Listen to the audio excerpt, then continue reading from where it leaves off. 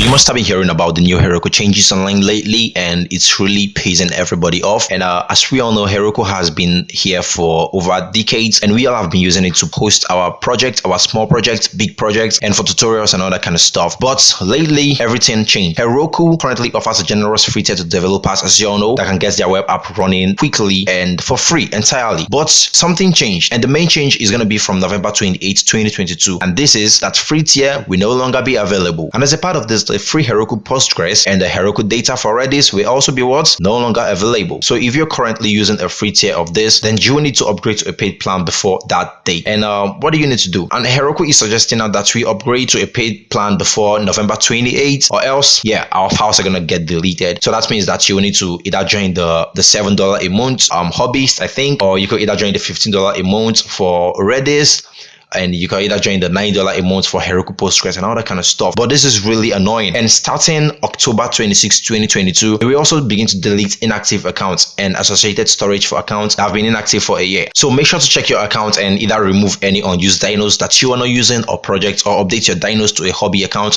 for $7 a month. So you might be like, okay, what are other alternatives? Now, there is DigitalOcean, there is AWS, and if you're a Django guy like me, there is Python Anywhere. I actually started making tutorials on Python Anywhere, and it's really amazing. To me, it has this really cool features that Heroku doesn't have, like, you know, editing your files from the Python Anywhere website, and it automatically refreshes on your live website. So those are really cool. But you're a main guy, you're a React, Node.js, whatever, you could use DigitalOcean, you could use Linode, you could use AWS. So that's pretty much it. I'd highly recommend you guys search out Bob Wise on LinkedIn, I think on Twitter too, and send him your thoughts on this. If you are not interested in this, if you don't like this, I think you should better say it to him. Maybe they are gonna have a change of mind, but I think the decision has been made already. But come on, a lot of developers are really not gonna buy this. I've got like 150 apps on my Heroku, and you don't expect me to pay like $7 for crappy apps that I'm not using, but